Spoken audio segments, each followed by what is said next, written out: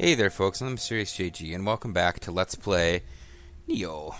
Last time, after having a fairly successful run, 255. That feels like it's a max value, but it's not, but it feels like it would be a maximum value. After having a fairly good run last time, to my own annoyance, we ran into... So we're getting like a maximum party dance dudes here. Yeah, we had the elixir drop rate thing going. To my own great annoyance last time, after going through a whole level of never having anything where we actually needed to worry at all about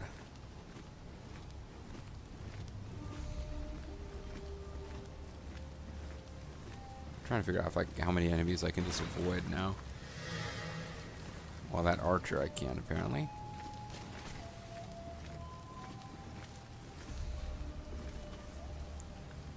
I'm not 100% positive which ranged foe it is that's after me.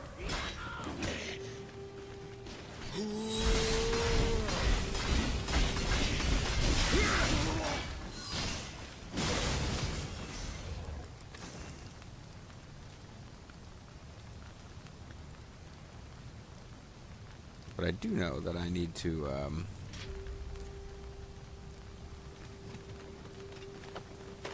get some more ranged kills on human enemies to get some more perks or titles. For example, that one. Oh, somebody heard that. I guess. Well, my reputation levels increased, but nobody seems... Somebody yelled, but nobody seems to be coming after me, so let's... Well... I can't tell.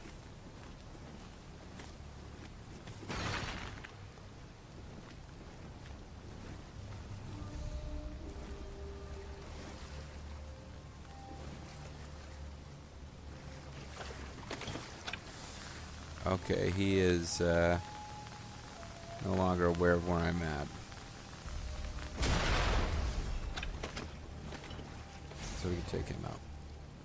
And we can see what our new title is. It didn't give us any... Oh, it did give us... so we can get more key, gold earned, damage from fall, or item drop rate. I regret having earlier spent points on item drop rate and gold earned. I should have been putting everything into key, possibly damage from fall. I haven't been doing that. Yeah, the gold earned and item drop rate stuff, I regret. I should not have put points into those.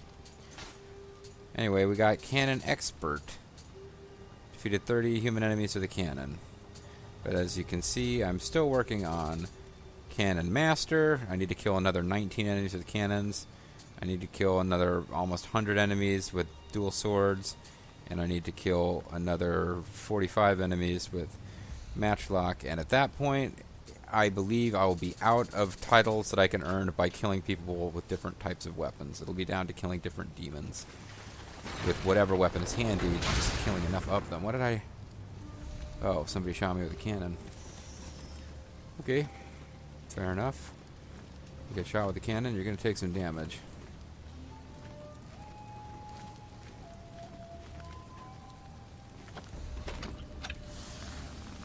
I don't think that helmet will protect you from a hand cannon bullet. Let's find out. Yeah, I didn't think so. Sometimes arrows won't penetrate these little helmets. A Raging Bull Kote. Shinobi apparel. Shinobi's back. Oh, by the way, remember how I defeated Hanzo on screen in that ninja skill training mission? Well, I went back and fought it again a few times because he drops reasonably valuable items I learned, and in the interest of full disclosure, because I'm so happy, people were pretty, well, a couple of people who are still watching were pretty complimentary that I managed to beat the second boss, the, demon chick who uses paralysis attacks. Well... beat her on the first try, and even when I went back and off-screened the level, I haven't been defeated by that particular boss yet.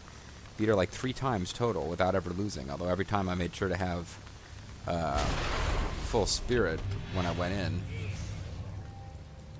Oh, this guy's running down to fight me in person. Good for him. But yeah, when I went back and fought Hanzo off screen just to collect items, I kept losing. So after beating him on the first try without a huge amount of difficulty on screen, I did manage to lose to him as soon as I tried to fight him and there was no audio. Ow, you jerk!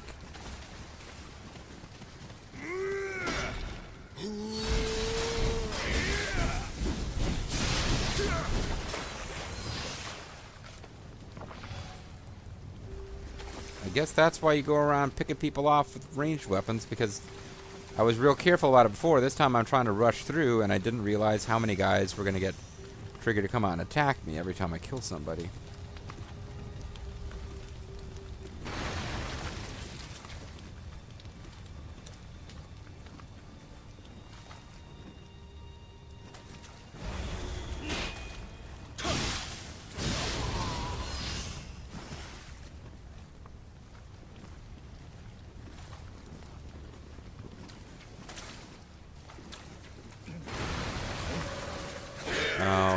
I forgot about you guys.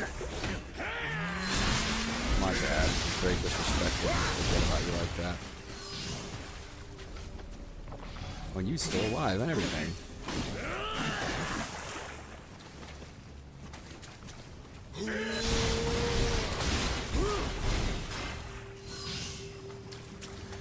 I hope one of you dropped an elixir because I had to use one. And one of you did. Good.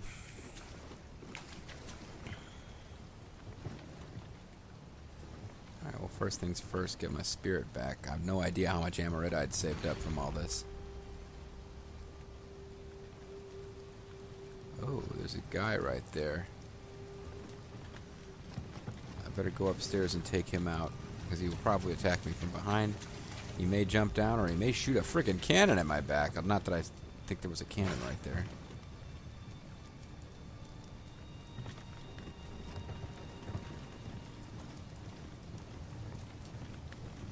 To clear out all these freaking enemies just for that, though.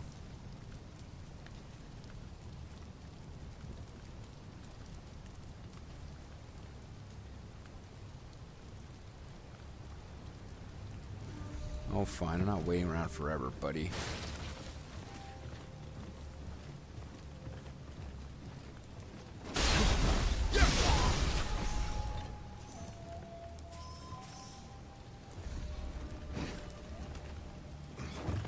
Alright. Carefully grab that spirit. And this time, when that guy... when I've lured him out, I guess I need to back away. So, you know, why would this be death? I mean, it doesn't seem like it's any deeper than any of the water I've been traversing, but whatever. But yeah, dodging into a death pool was my big way I was constantly dying in the last plot level. Like, it happened a lot. In my off-screen, that was like my main way of getting killed was...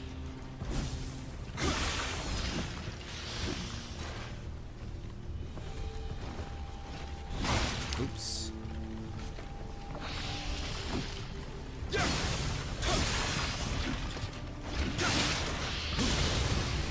Yeah, I took a big hit there. It's okay. That was a one-time enemy, so we got rid of him, which means we've made permanent progress in the level.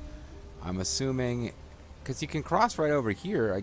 I guess this is all death water from here on out, or only on the other side of this little passage here. I don't know. Now that we've gotten the one Kodachi, I'm no longer inclined to explore all slowly and carefully. So when you're looking for Kodachi, you tend to move slowly, which is good, because you also tend to not get surprised by enemies in areas you haven't explored before. I may be running up against the limit on Summoner's Candles. I haven't been using them. Now that we got back a decent chunk of Amarita, but we're still up to, like, you know, like halfway to what we need to level, so it's not huge. We didn't get enough spirit from this level to level up yet.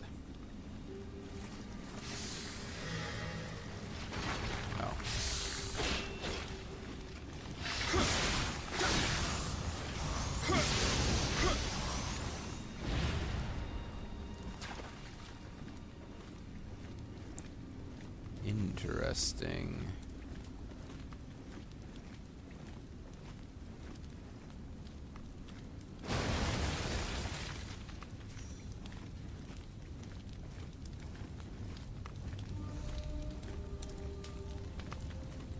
You gonna have anything to say, buddy? No talking corpses in these non-plot levels.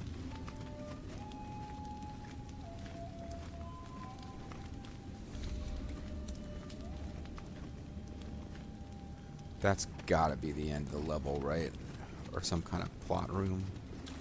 I know there's just said there's no plot in this level, but wherever we gotta go to find the sword, you'd think it would be on the other side of that door. And sure enough, you come over here and explore and there's nothing. Although it looks like you can get into here. You can get... Okay, never mind. That door line up at the end of the level. So it looks like it's a one-way return to here. From over there. This really feels like some kind of boss chamber. Maybe this level will show up later as a plot level, and it isn't right now. I have a bad feeling about this.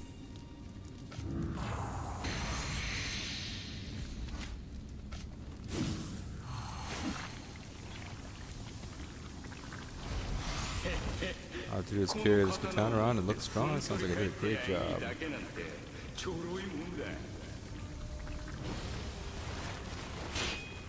Oh, ninjas.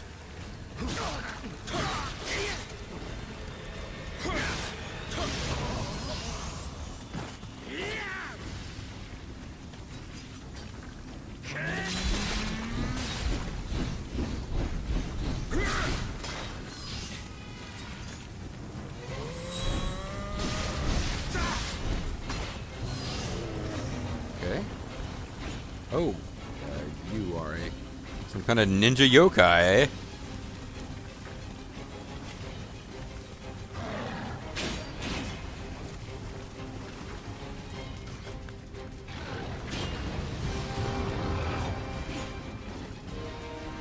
You're now ninja poisoned.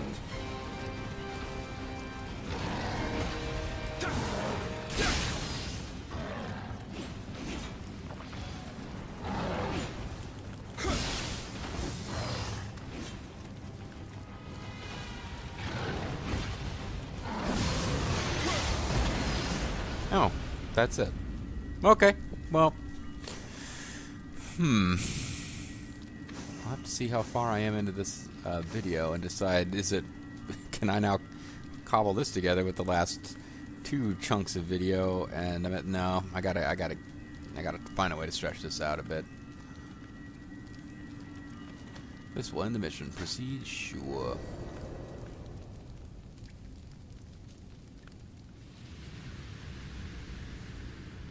Oh, I have another video to show because I got a guardian spirit last time I didn't show the video for.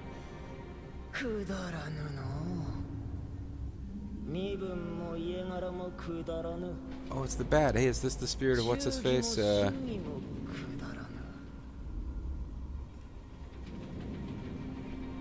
remember his name. Guy with the rock and roll attacks in Chosakabe in Samurai Warriors. I think it is. 千年先まで世の悪名が響こうが構わぬ。このくだらぬ乱世を壊したいのじゃ。安心とやら、そのきっかけを作るやもしれない。 I'm not pirate, I'm Pirotito. Yeah, I think this is the Chosakabe spirit then, the bat.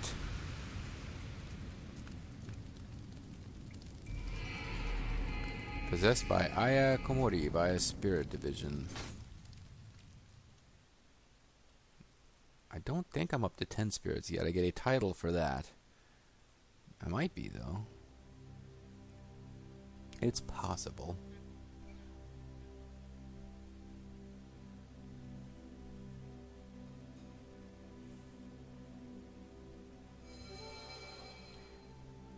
My sword, you found it. My thanks, Sir Engine. A warrior's sword is his life, no his soul. What's that? A ninja yokai, you say? Wonders will never cease. Well, you are alive, and that is what matters. Please take this sword as a token of my gratitude. I still have much to ask of you. Hee hee hee. gonna make you toys. So I got an Atagi Sadamune, whatever that is. I have a smithing test for an Atagi Sadamune, so I can make more of whatever it is. And I got a smithing test for Kingo's armor.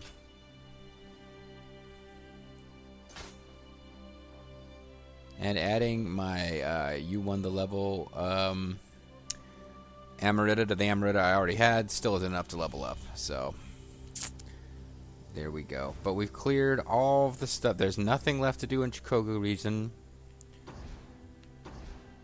We could do the Blessed Village again. I don't feel a reason to do that. But hey, we got a total of 50 Kodamas. That's nice. Let me show you guys an Amarita memory. Guardian Spirit illustration of the Guardian Spirit that we didn't bother to get yet. We have Soris, of course.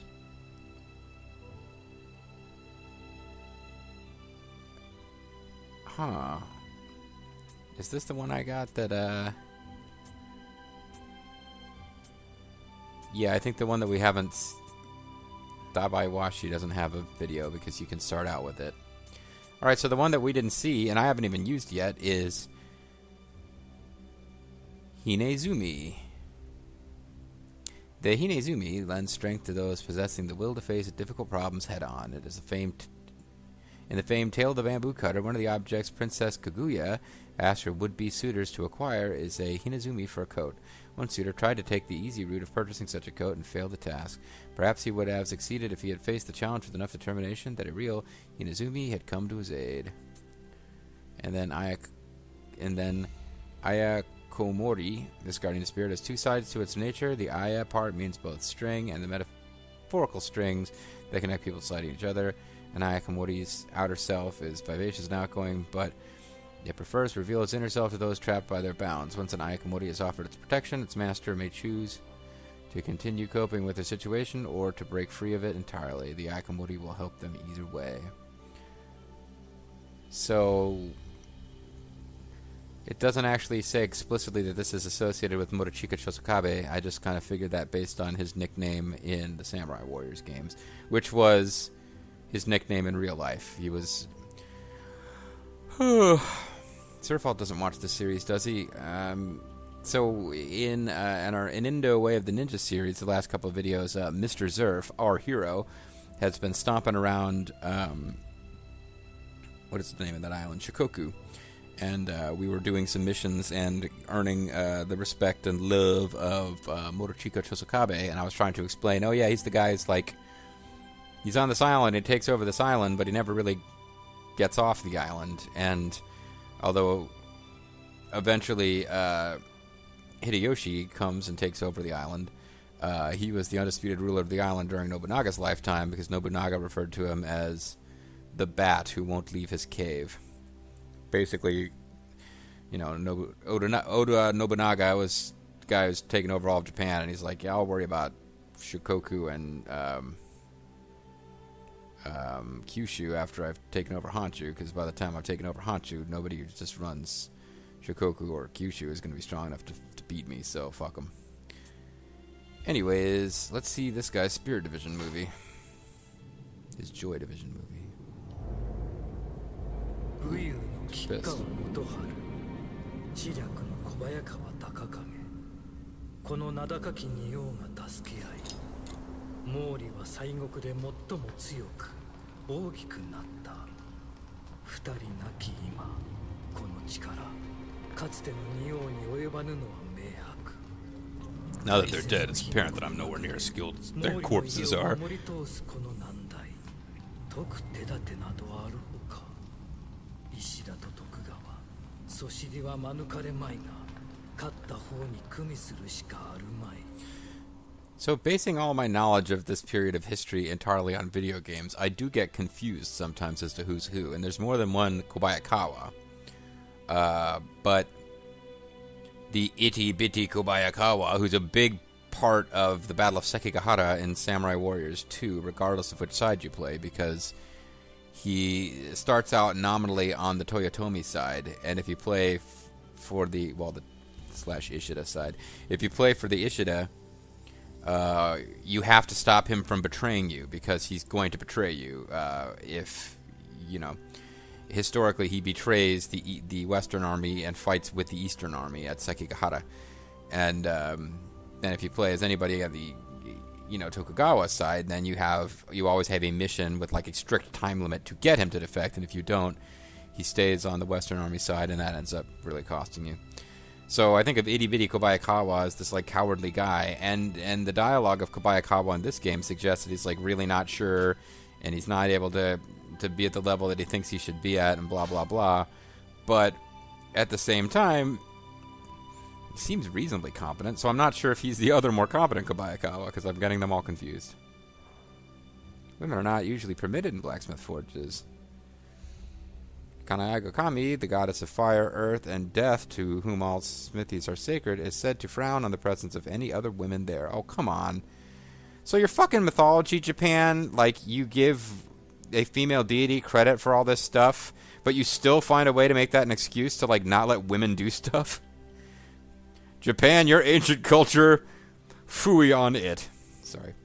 The Murasama family, however, has their own Amarita-based techniques and their own rules, and Tome has always found work alongside the men of the forge. Good for them.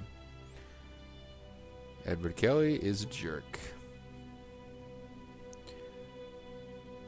So there's actually going to be more information on Derek the Executioner. I find that kind of fascinating.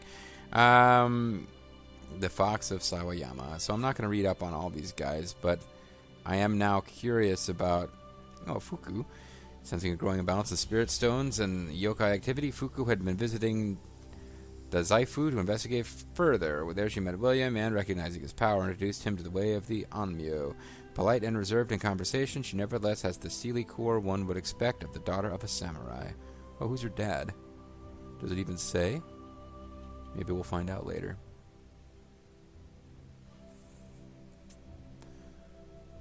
Naomasa Lee, I'm sure we'll find out more about later. He was one of the 4 big shot dudes of the Tokugawa. Muratada Tori. He's the guy who gets all mad at you for calling the fake Ieyasu a prick.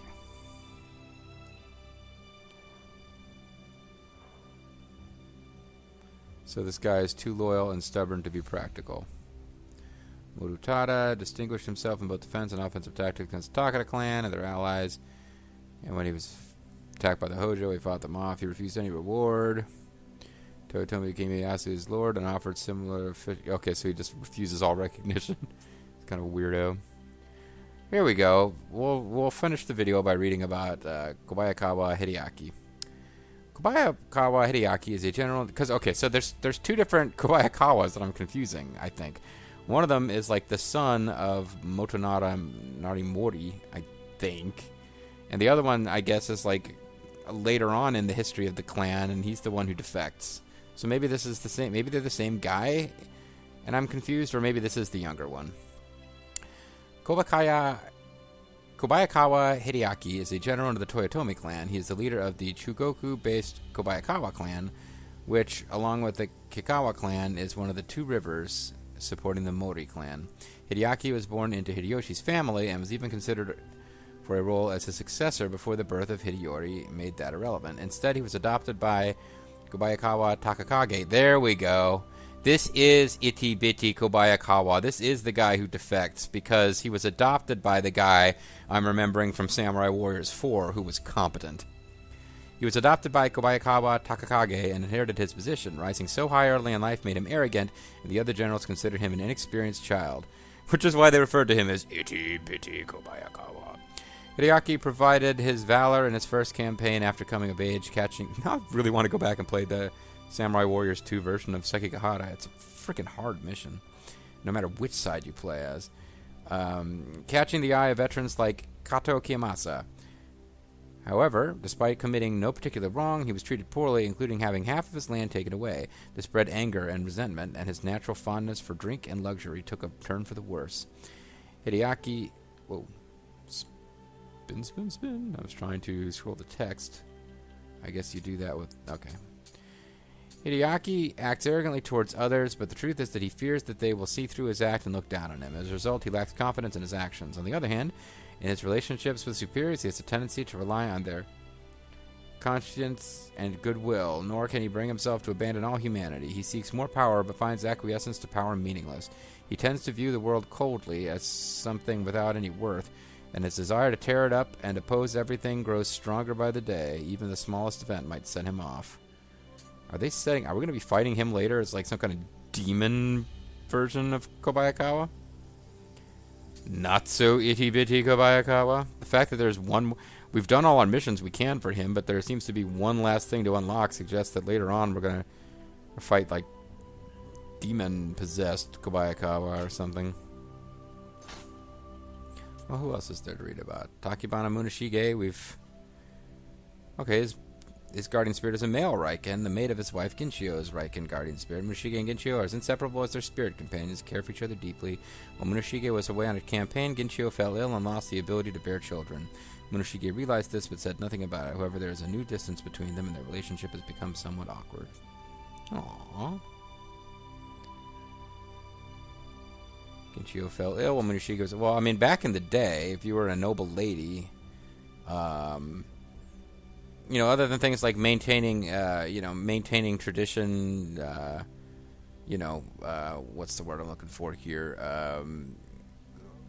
Proper etiquette when greeting guests, diplomatic stuff. I mean, basically, you were around to bear children. That's how it is. Galus, if you have spontaneously returned to viewing my channel, don't get upset because I said that. I'm not saying it's right. I'm just pointing out an accurate thing that was going on. So if she loses the ability to bear children, that's kind of a big deal. So she fell ill, lost the ability to bear children. She senses too that the end of her life cannot be far away. Her chief wish now is to combine forces with Munashige to protect the people. She loves Munashige, but her regret over the childlessness can lead her to be somewhat distant with him. She is jealous of Yachiko, Munashige's concubine, but ultimately accepts her as another woman supporting Munashige and the Takibana clan. Ginchio's guardian spirit is a female Raiken, the mate of her husband, Munashige's Raiken guardian spirit. Munashige and Ginchio are as inseparable as their spirit companions, care each other deeply. When Mushi gets away, Ginchio is entrusted with the castle. It was later said that when trouble arose, she and her maids would don their armor to meet the enemy, a sign of how firmly Munashige trusted her. Ginchio was also so beloved by the people in their domain that enemies would avoid passing her residence too closely for fear of incurring the wrath of local peasantry. That, I don't know what truth there is to the legend, but yes, there is legends around the fact that while Munashige was off actually fighting in the battles, that the castle was attacked and Ginchio led the defense. So I guess we learn as much as we are going to learn about these guys. Oh no, there's more to come with him too.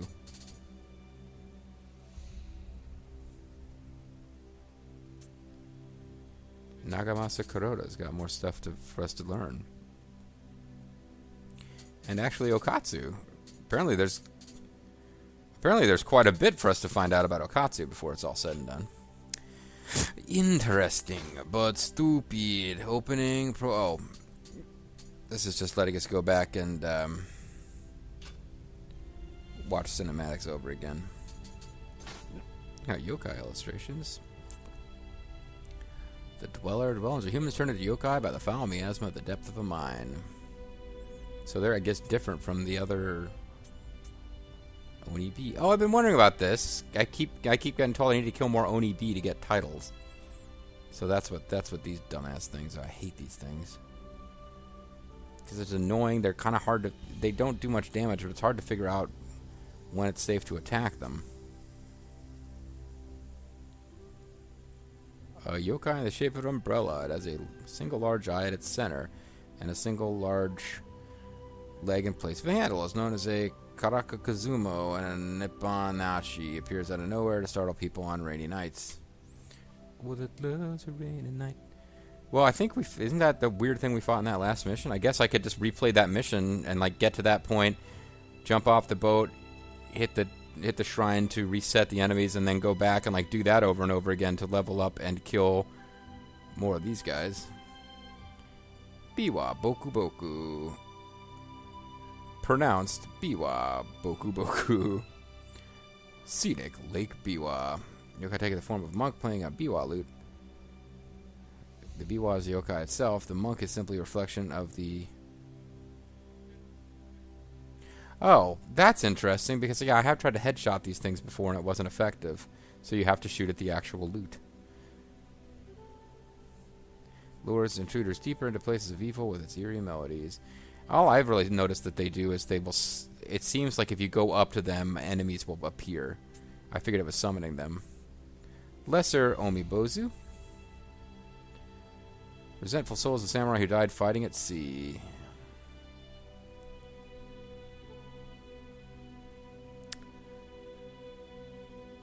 Faintly spinning sphere at the core is said to be their vulnerable point. There are legends of fishermen who successfully drove off attack of Omibozu by harpooning the sphere when it happened to be exposed at the right time. Yeah, but it is like all about hitting them at exactly the right time. When they miss an attack, the little skull thing pops to the surface. Kappas? You're rumored to have a taste for cucumbers and to wither and die if the water is in the dish on their head dries up. Other legends say that a treasure lies concealed inside their shells and can be claimed if the Kappa was slain before it can escape.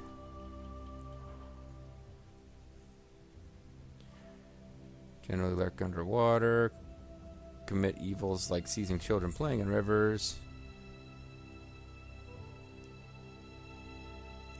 or stealing their Shirikodama soul. Alright, well, it doesn't say that they can retreat through magic, but I'm pretty sure they can retreat through magic. These guys love playing pranks and causing trouble, but are not necessarily malicious by nature, although they will kill you. They may move strangely to see how a startled person reacts, but if that person responds with the same movement, they will leave the area satisfied with their newfound playmate. Oh, I guess you're supposed to be using gestures against them. Whatever. Yokai, but do we have ninja yokai? An Amarita fiend is a fiend with Amarita spikes driven deep into the shoulders and heads, sending them berserk. An Amarita fiend is altogether more powerful than a normal fiend. Okay, I guess they look a lot like yokai, but stronger. One-eyed imps, or yokai, look like a little boy with a single large eye in the center of the face. Because of this unassuming size, they're not getting in the way very much, and some are quite friendly. However, those who underestimate them as weak yokai with only the power to frighten might get a nasty shock if they venture too close. I've seen them turn into the big one-eyed guys before.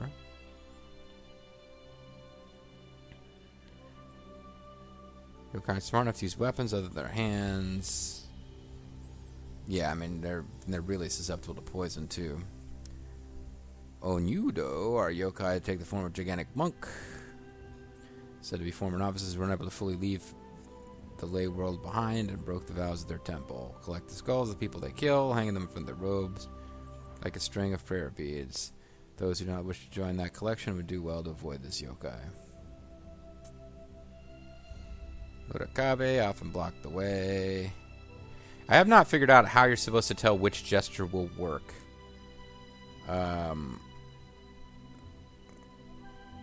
Although whether they do so knowingly or not is unclear. Once Urakabe is angered, there is no alternative but to defeat it, but it is said that the right gestures can charm them into a more amiable attitude. So yeah, I don't know what... Like, their eyes are color-coded, but it doesn't seem like using a gesture that is the same color as their eye works. So I might just... I'll either have to experiment with it or just give up and read the answer on a fact somewhere. These guys have destructive power. Yeah. Flying Bolt. Oh, no, that's what we actually fought in the... I don't know where we fought that umbrella guy. Flying Bolt is a female yokai with a long bolt of cotton wrapped around her. As white cloth resembles a funeral shroud, she is thought to be a demonic transformation of a resentful soul whose funeral service did not send her to the next world. Her respectably blackened teeth suggest that she was married and of high station in life. Raven Tango. Well, now you can see the guy that I defeated off screen. I'm considering you need to defeat 10 of them to finish finding out their backstory, I guess. I expect we'll encounter more of these. But yeah, I fought one of these in an off-screen side mission. I'm going to read all about the bosses. Although I guess I need to defeat Nioh one more time to learn all of its awesome secrets. I only defeated Great Centipede twice, so I need to defeat it one more time. And I've only defeated Omibozu twice.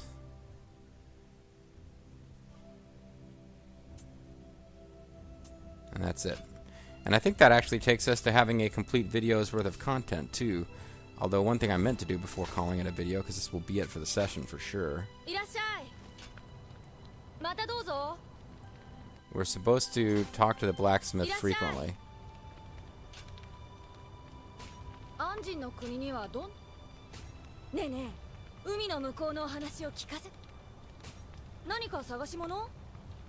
So, by buying lots of stuff from her and selling it back at a huge loss, and therefore never having that much money, I have gotten to the point now where I was able to spend quite a few patronage levels. I wanted to work on sell price markup before purchase price discount because I think you earn patronage levels by spending money here. So therefore, decreasing how much stuff costs seemed counterintuitive as far as working on those patronage levels. Forging costs and barbershop costs. I mean, I'm not spending very much on either of these things right now.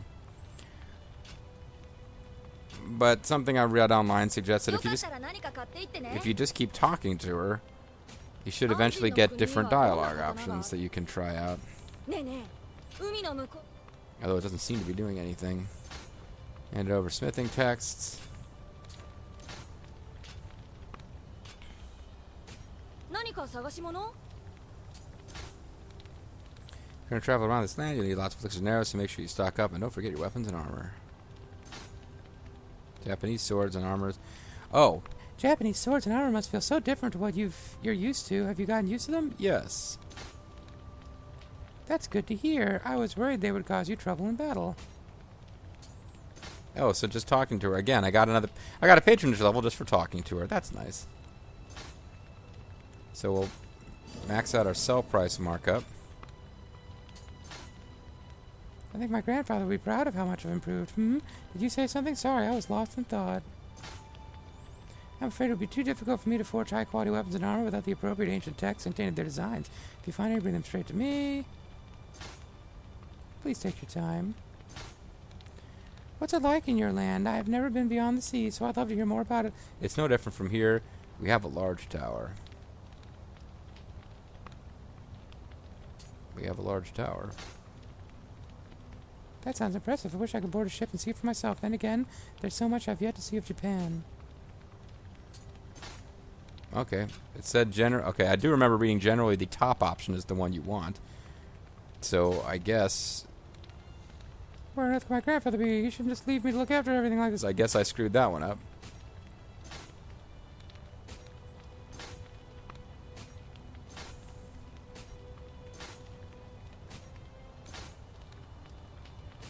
Listen, buddy, you didn't tell me that Japan is just like... that where you come from is just like Japan, and you're not getting any more patronage points now.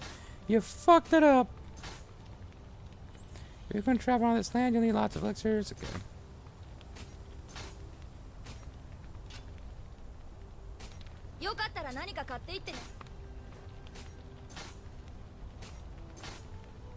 Yeah, I think I screwed that up. I think I chose the wrong thing. Probably if I left and did a few more missions, I'll get another chance to use dialogue. But it really does feel like that was it. I blew it forever. Oh well, now I'm gone over in terms of this video. So let's buy...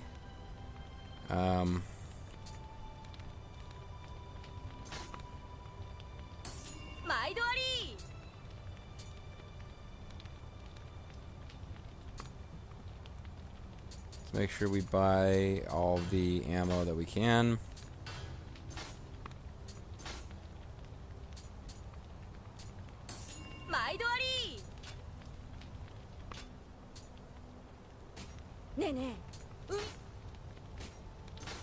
Looking for anything in particular.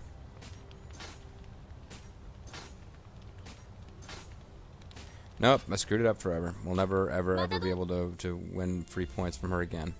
But we got some free points, so that's nice. Alright, I guess I'll save, even though I just declared that I ruined things forever. When we come back, I may or may not find some opportunity where I feel like doing off-screening and I'm not in a position to record and goof around with some missions we've already cleared. But we've basically done everything we need to do to get going with the next plot mission. And since that will unlock the hidden tea house, which I'm kind of curious to see what that is all about, that's probably what we'll be doing next on the Mysterious JG. Thank you guys for watching. Tune in next time when we go around telling anyone who will listen that Japan is just, the rest of the world is just like Japan. We don't have a giant tower or anything. Please give us free stuff.